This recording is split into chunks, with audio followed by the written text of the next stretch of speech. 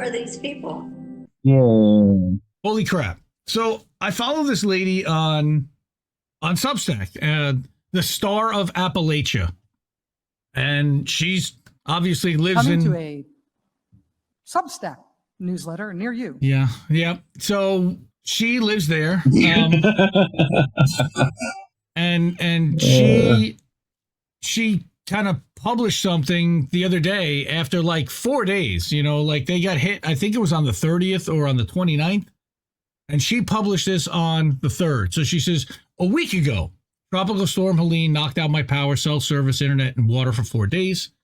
I spent those 4 days in blissful ignorance, reading books, cooking stews over a campfire, boiling creek water, and hanging out with family and neighbors. And meanwhile, my out-of-town family were all worried sick. They were seeing the dire news reports that I didn't have access to. And so it was only days after the storm, when my power internet were finally restored, that I was able to see how much worse many of my neighbors had it. And now that I've had a chance to get the lay of the land, here's my prognosis. This is serious, y'all. Helene is a Hellion. Now, Jesse and Jess, have you ever been like in a hurricane? I know you lived down in the Keys for a while, right? When you first met, and so like, what's your experience with hurricanes? I was never in the Keys for anything super bad. We got hit by category 1 when I was there. I think it was a 2 just before landfall. But then I was in Panama City when Opal hit, which was a big one in the 90s. Were you in the Keys? I was in the Keys right after Wilma. So in like, I don't remember what that was, 2005 or 6. Okay. And then right after we went to the Keys after Irma. Oh yeah. And that was a really bad one for them. Yeah. Huge storm surge.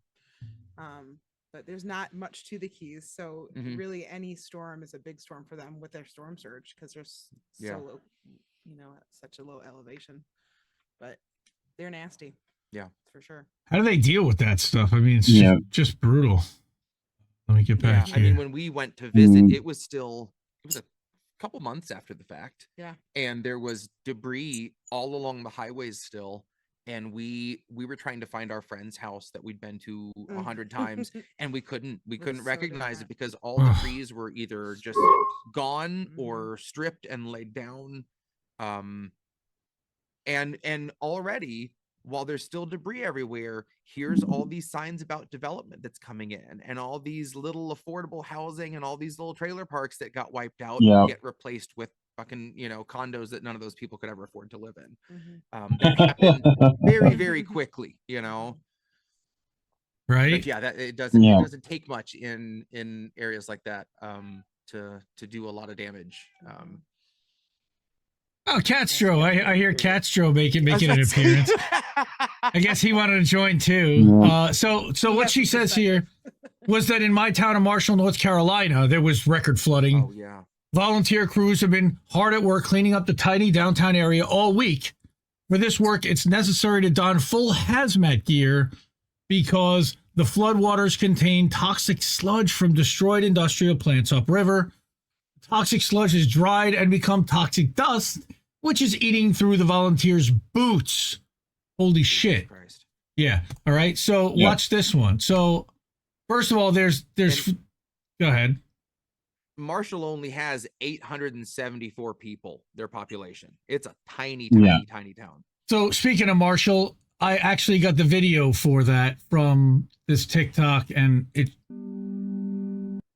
I can't play the music, obviously, but you can see the damage surveyed, and it's a drone overhead footage, and it's just, the streets are covered in disgustingness. Buildings are trash. That's a lot of damage.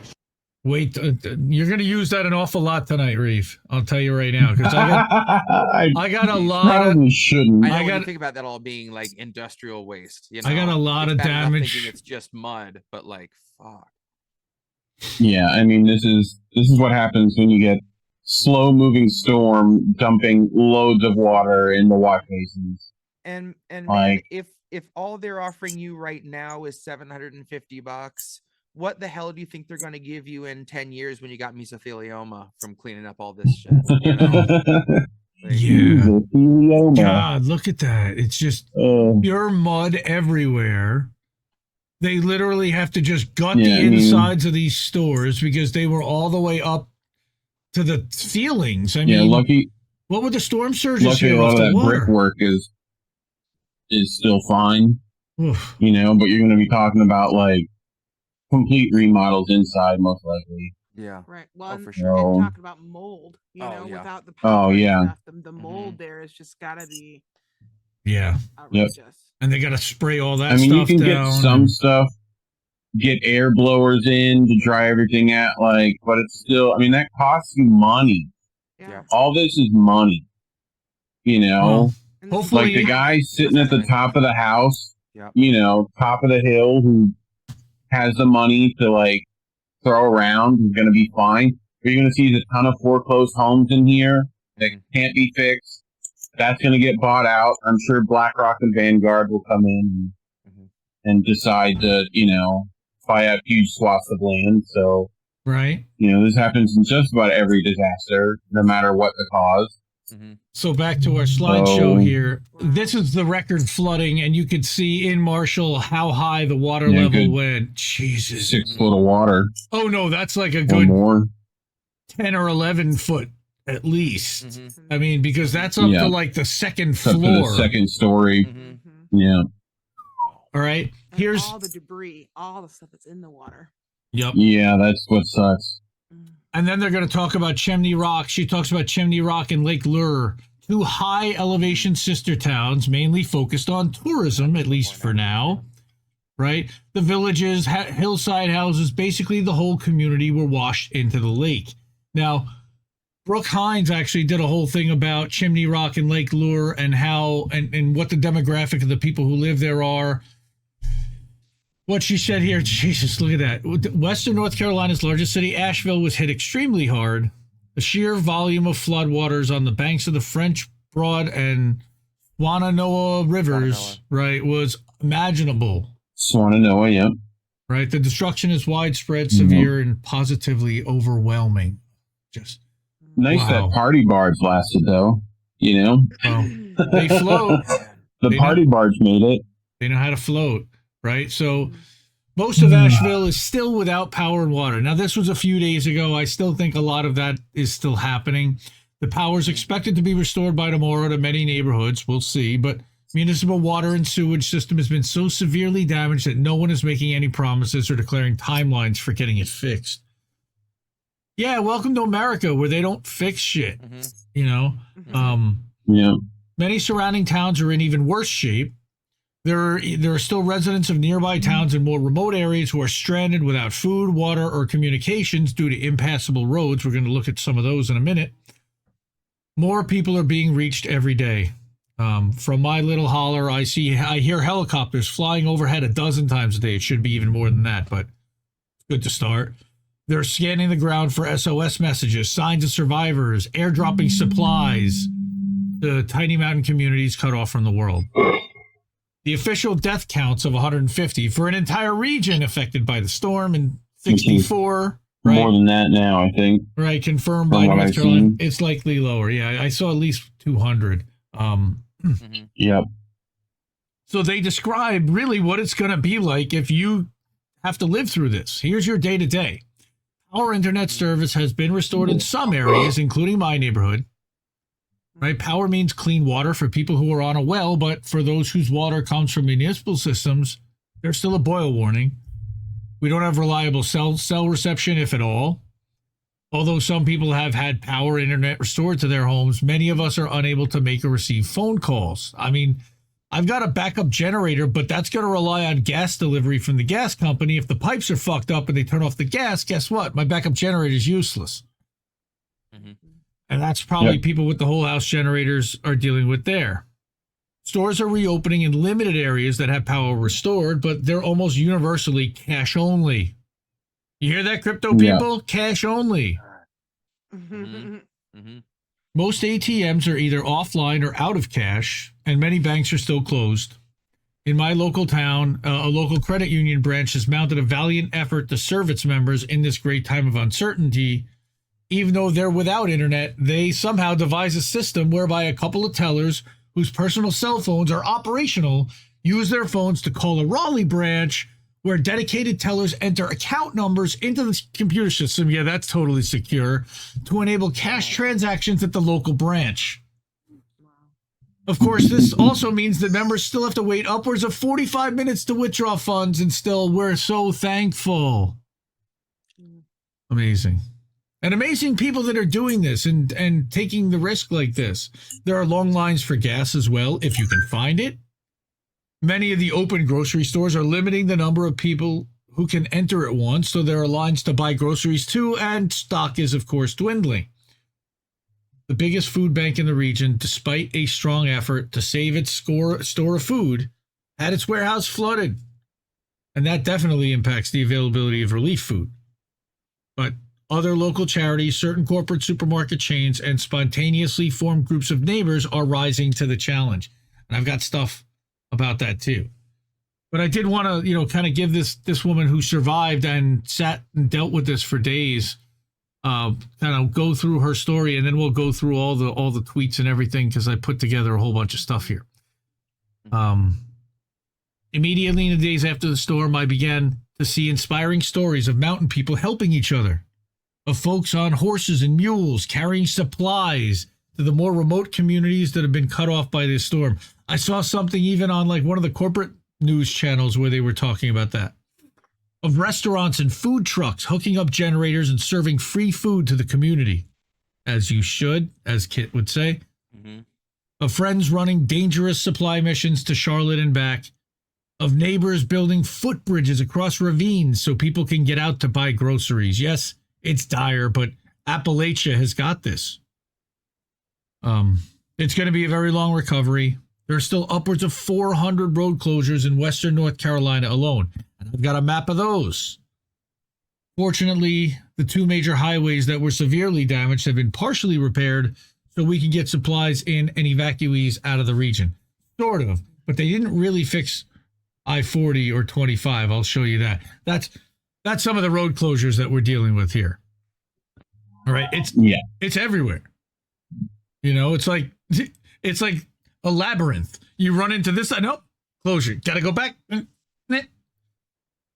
I always put a chainsaw in the back of the truck coming back from hurricanes just in case. That's probably a good idea. Yep. Interrupt me if you guys have anything to say. I go fast. Dr. Nick in chat just chimed in that people have been waiting in line up to 4 hours to get in to get groceries. Right. Yep. There we go. Yeah, we don't. Jesse, we would never have a thing like bread lines here. That would never. Right. How dare you? What is this communist China? Dare you? Bread lines. What? Castro comes in. Did someone say bread line? What? No, actually, he heard communism because he somehow can hear through your earbuds. Right? Oh, he can. I'm sure he's got microscopic. In my mind, Castro only responds to Cuban Spanish. That's in my head. That's on la hijo. Just fucking. All right, is that better for you guys? Or if you want to, the other way was you okay. can actually pin it and make it bigger in Zoom. By the way. Oh, I'm gonna pin it. Yeah, we did. I still think the other one was better. Do you? By the way. Oh. A little bit, just for reading purposes for us, but whatever.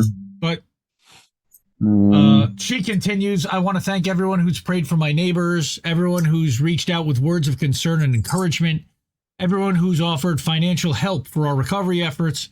The vast majority of commentary I've seen from people online has been full of love and support, and I've seen a lot of that too. And I've seen a lot of, why the hell are we giving money to fucking Israel and Ukraine right now when we need money to give to these people? Mm-hmm. Which is overwhelming what I've been hearing a lot of, and I agree with. However, there has also been some victim blaming, a bit too early if you ask me. I've seen some heartless and ridiculous comments about how Appalachians have no excuse to say we didn't know the storm would be this bad, and that we should have been better prepared. I want to address this mentality briefly here. And Jesus. she talks about how they're preppers and yeah. Go ahead, Jess. Oh, I was just gonna say we love to point the finger at poor people. It's always poor people. So whoever the poorest person is, that's who's gonna get the most blame in the Yeah, situation. exactly. How Well, dare you right. people that don't have money in small towns of 800 people not just go hundreds of miles away and get a hotel? What's wrong with Right. you? Wasn't it more like fudge rounds? Wasn't there a song about fudge rounds I remember about a year or so ago that people lost their Yeah, I'm minds trying to about for forget about that. 6 Thankfully, weeks? thankfully, I don't remember that until you brought it up. Thankfully, Right. you know. My PTSD, my Oliver Anthony PTSD is kicking Right. But remember, Jesse hears that and just is Yeah. ready, you know. Appalachian. Wish Well, Doc let's Tom move had his on. shoulders. Let's move on from that clown. But although he's from Appalachia, Appalachians in general are vastly more prepared for disaster than the average American, especially when they have 2 #1 hits back to back. But that's another story for another article. Look, dude, he's still stuck at Burning Man, bro. Don't worry about it. Yes, You know? we're still waiting. We're still waiting for that Midwestern March interview. Come on. Well, What? Huh? most mountain people are rural, competent, resilient as fuck, and fluent in the old ways. We can still garden. We still garden. Can not just can, but they do the can, and they actually do can and preserve and hunt and raise livestock and make their own herbal medicines. And I think they make their own pelts too out there. And they play the banjo. We know that. No, I'm kidding. Practically every holler has at least Some of them do. some of them do. Practically every holler has at least 2 dudes who own a track hoe or a bulldozer or know how to grade a driveway or divert a creek. Many of us drive old pickup trucks, heat our homes with the wood that we cut and split ourselves, and do our own auto repairs. We can, like I said, skin a butt, run a trout line, and all that.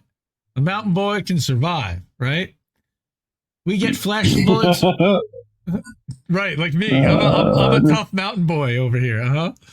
High school football game song PTSD. It's okay. I'm gonna be all right. I've heard that way too many times. Anyway, continue. They get flash floods every year in Appalachia. Most people here are prepared for normal flash flooding if they live in flood zones. This wasn't normal. It was more on a biblical scale. Also, it wasn't just people in valleys and hollers that were affected. We're talking about landslides that took the sides off of mountains and brought houses and entire towns down with it. Like literally, there's a town that's gone. It's off the map. All the houses are gone. Everything. Destruction on a scale unprecedented in this area. And again, just like saying we've never had a flash flood, I'm not saying we've never seen a landslide. Yes, they happen from time to time, especially on roadways that are graded into the sides of mountains. They're used to that stuff. But they don't typically happen everywhere all at once, combined with record flooding of towns everywhere all at once and power grid destruction everywhere all at once. I don't think people understand the scope here. Now, again, you two have lived in all 3 of you have lived in Florida, so you kind of do know the scale. And Still do. I'm sorry, that's your fault. I got hit with this one. Yep. Somewhat. So, he had to one is bad evacuate. for us. You had to evac, right? Yeah. Um. Luckily, I can afford to do that and pick up the pets and parents and head to a hotel room, spend $170 a night, you know, for like 3 or 4. Like that's most people can't afford or even get close to being able to do that. So, you know, and like you might get lucky and have a house where you're going to be fine, you know, but most of the time, especially in the area I'm in, we're right on the water. Storm surge is going to, Perry got owned, which is not that far from me. So, you know, like, I don't know if there's anything left there. I think there's, you know, it was mainly a couple of stoplight town, but I heard they got pretty bad. So somebody go over to but Rockfin. It's just that slow moving hurricane. Somebody go over to Rumble and give our friend Anna some love over there. We're sorry. Yep. All right. She doesn't want to join the evil empire over on YouTube, but it's lonely over there. So yeah. Rumble.com/C/Indie News Network. We're over there. If it makes you feel any better, pretty soon we won't have a YouTube press all to go to. That's so we'll right. have to be over there. That's right. Either that or you'll have to join Dr. Nick over on Kick. He's hanging out over there. Dr. Nick, yeah, send him to Kick. Send him to Kick. Yeah, we need to catch Kit. We're only 130 behind him. We're right there. Oh, we can. Yeah, we can take that. But like she says, We'll do a concert on Kick one night. It would be impossible to be fully prepared. A concert, No. Yes, concerts. We like I thought concerts. you said it would be impossible. I was like, oh, unfortunate. It would be impossible to be fully prepared for an event of this scale. It takes 100 times the manpower to repair infrastructure that's destroyed everywhere all at once than can be reasonably expected to have. Right? Fortunately, we have the linemen, like not the football linemen, but the real linemen, road crew, and other tradesmen arriving from out of town and out of state, like they do every hurricane and disaster like this, by the hundreds to assist the local crews. Amazing. It takes many times the resources to provide for people who, prepared or not, lost their homes, lost power, lost access to clean water. Now, this was before they had the visit from our wonderful president. I'm positive there are probably lessons here to be learned about how to be better prepared. That is true in any disaster situation. But to tell that to the Appalachian people that we should have known is a callousness is beyond belief. Yeah. You know the thing. Right? As a low-key prepper, Jesus, she has to reiterate this truth to other preppers all the time. And this is one of the reasons why I brought this whole article. Being prepared does not guarantee that you'll make it through whatever catastrophe you're envisioning with minimal loss. I think that's like so important because your envisioning cannot take into account every contingency that's a disaster, natural or man-made, that will throw at you. The community of Chimney Rock, we've got stuff about them, had existed for 100 years, over 100 years, and it's simply no more. There was nothing that could have prepared those people for the literal wiping of them off the map of their town. The surrounding communities were prepared with the equipment and the willpower to make their way up their roads that no longer exist to rescue survivors. That's all about the preparation one could expect in that particular situation. I mean, you can't do much. Yeah. Right. So the truth is, many people were about as prepared as they could have been. And those people, along with people who were less affected by property damage and loss of life, have been boots on the ground, helping neighbors who weren't as prepared or who solely due to their geographic position suffered the worst losses. And we're talking losses that's the top of a Wendy's. Not the Wendy's. Like, have you ever been in a Wendy's? Have you ever seen how tall that fucking sign is? Like that whole unimaginable before last week, right? And hey, what a shock. Mutual aid, but not government aid, is most effective. One thing I want to make clear to most people, the people watching this aftermath play out from afar, it's the local people, local businesses, local house of worship, and charities who are doing the majority of the relief work and making recovery happen at this stage. And she expects that to continue, which it has. This isn't the same as other hurricane relief efforts that we've seen. This reminds me of like Andrew in the 90s, where it was really, really bad. Like, right? Yeah. In that we were never advised to evacuate, and the people who were got like 10 minutes. And I saw a video of that I didn't bring. No one could have predicted it would be bad enough to necessitate evacuation. Now, you guys have a whole thing you wanted to talk about with regard to HARP, which may play into why nobody had any warning, and this just kind of dumped on everyone out of nowhere all of a sudden in areas where it should never have done that. In a way, it's sad because it means that many more people died than might have if we'd had better prediction of the storm severity. And in another way, it's good because we had local boots on the ground on day one, I guess, right?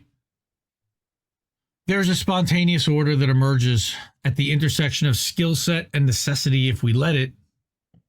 Like, this is trying to pull some kind of positive. For instance, the Asheville area is home to a vibrant music scene and hosts many popular music festivals both in the city and surrounding rural areas each summer. One of the first alliances to get started on serious relief efforts were local festival crew, coordinating with local businesses to provide bottled water, prepared meals, Wi-Fi hotspots, baby supplies, other needs to folks in Asheville. Mm-hmm. Right? These festy kids, right? You make fun of the Ren Fair kids, are now branching out to deliver needed supplies to surrounding communities. Huge. State and federal agencies and national NGOs are here by this point, but by the time they arrived, the locals had already gotten started, and still a week in, I'm hearing reports of the government agencies still getting ready to get ready or directing self-deployed volunteers to cease their efforts. Right. That's the other thing we've been seeing, and I got a lot of that. Too many reports to dismiss.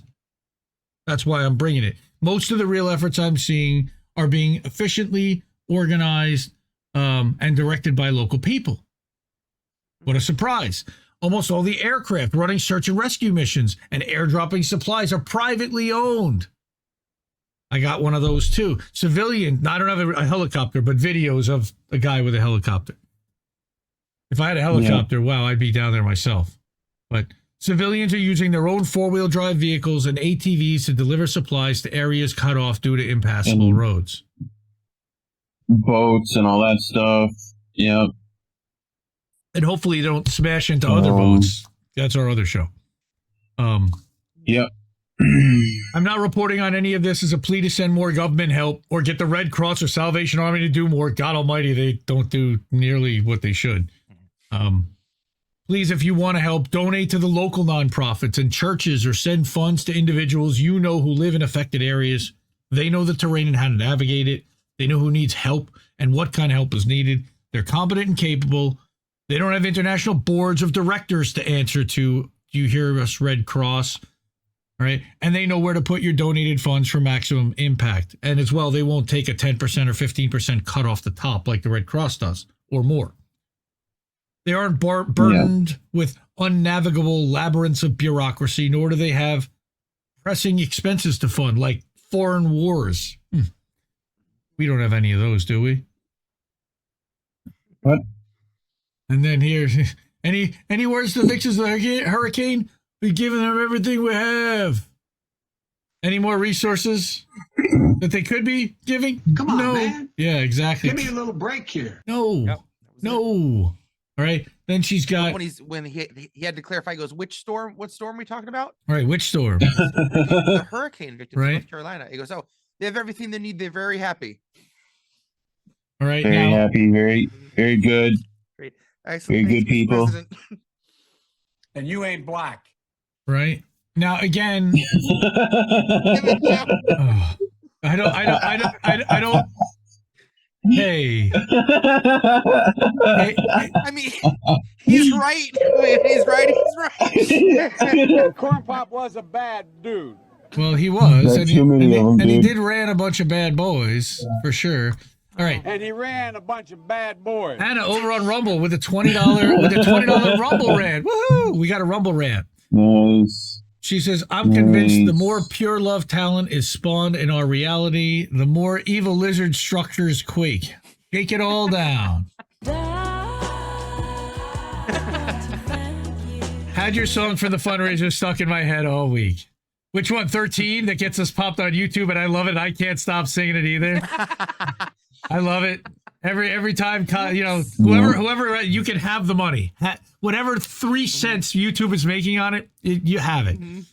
But meanwhile, our friend is safe. Their family are fine. They're blessed. They're about as prepared as they could have been in terms of food storage, the ability to survive without modern conveniences for a few days.